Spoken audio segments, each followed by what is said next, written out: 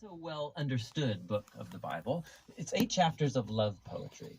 And while there is an introduction and a conclusion, the book doesn't have any kind of rigid literary design, and that's because it's a collection of poems. They're not meant to be dissected or taken apart. They're meant to be read as a flowing whole and simply enjoyed. The first line of the book tells us that it's the Song of Songs, which is a Hebrew idiom like the Holy of Holies or the King of Kings. It's a Hebrew way of saying the greatest thing. So this is the greatest song of all songs. Then we're told in the first line that this Song of Songs is of Solomon, which could mean that he is the author. His name does begin the book, after all. But as you read the poems, you discover that the main voice is that of a woman called the Beloved. And while there is also a male voice, it does not seem to be Solomon's. Solomon is mentioned a couple times in the poems, but he's never a speaker. And you do have to admit, Solomon is a very odd candidate as the author of this book, given the fact that he had 700 wives. For the lovers in the Song of Songs, they are the only ones in the world for each other. So the of Solomon likely means in the wisdom tradition of Solomon. He was known for his wisdom, his poetry, his love of learning about every part of life. And Solomon became the father of wisdom literature in Israel. And so his legacy is here carried on through a collection of love poems that explores the human experience of love and sexual desire.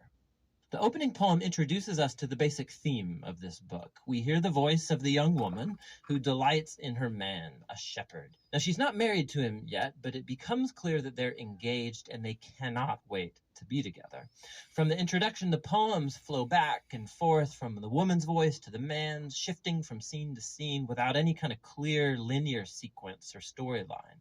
The poems move in these symphonic cycles, and key images and ideas get repeated and developed. So one of the basic themes uniting the poems is the intense desire that this couple has for each other, expressed through their constant seeking and finding.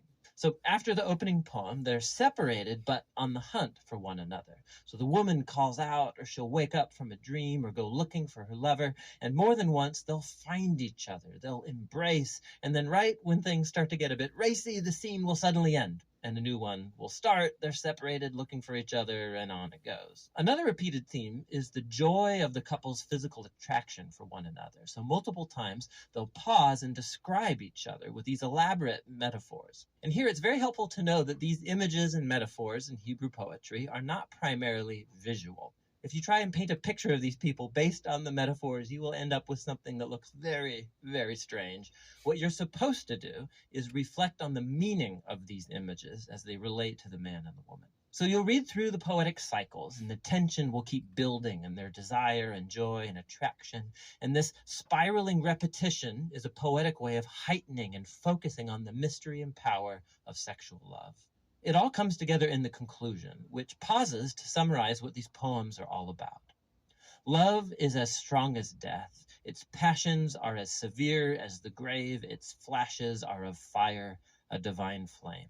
Many waters cannot extinguish love. Rivers cannot sweep it away. If one were to give all the wealth of one's house for love, he would be utterly scorned. The poem highlights the power and the intensity of love, how it's both beautiful but also dangerous. Like fire, love can destroy people if it's abused, or be life-giving if it's protected. Ultimately, love expresses the insatiable human longing to know and be fully known and desired by another. Love is one of the most transcendent and mysterious experiences in human life, and as a part of the Bible's wisdom tradition, this book says it's a gift from God. After this, there's an odd poem about Solomon trying to do what the previous poem just said was impossible, to buy love. The woman rejects Solomon's offer, and then the book concludes with the man and the woman. They're separate once more on the hunt for each other. He calls to hear her voice. She begs him to run away with her, and that's how the book ends. Just totally open-ended. But that's a lot like love, which never truly concludes, because there's always more to discover and pursue in your beloved. And so true love has no end, and neither does this book. Now, through history, the big question raised by the Song of Songs is, what on earth is love poetry doing in the Bible? There have been 3 main interpretations of this book throughout history. In Jewish tradition, it's been read as an allegory, each character a symbol. So the woman is Israel, the man is God, and their love is a symbol of the covenant between God and Israel made at Mount Sinai and the giving of the Torah. This view flowed into the Christian tradition, but the characters were swapped. So it's about Christ's love for his people, the church. And this interpretation was inspired by Paul's words in Ephesians 5, that a Christian husband's love for his wife is a symbol of Christ's love for the church. What's interesting is that in the last 100 years, archaeological discoveries among Israel's ancient neighbors in Egypt and Babylon has turned up all kinds of ancient love poetry that's very similar in language and imagery to the Song of Songs. We see that love poetry was a meaningful part of Israel's cultural environment, which has led most scholars today to view the Song of Songs as what it presents itself to be, an arrangement of Israelite love poetry reflecting on the divine gift of love. But that doesn't mean that it's only ancient love poetry. There's a key feature of these poems that sticks out when you read them as a part of the Old Testament, and that's the overwhelming use of garden imagery. There are powerful echoes of the Garden of Eden and the idyllic scene between the married couple in the early chapters of Genesis.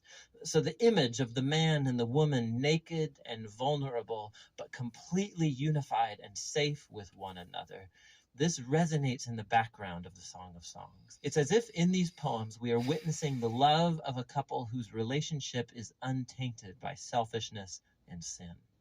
And so ultimately the song holds out hope that even though our own relationships are so often distorted by selfishness, love is a transcendent gift. And it's meant to point us to something greater, to the gift of God's love that will one day permeate and transform his beloved world. And that's what the Song of Songs is all about.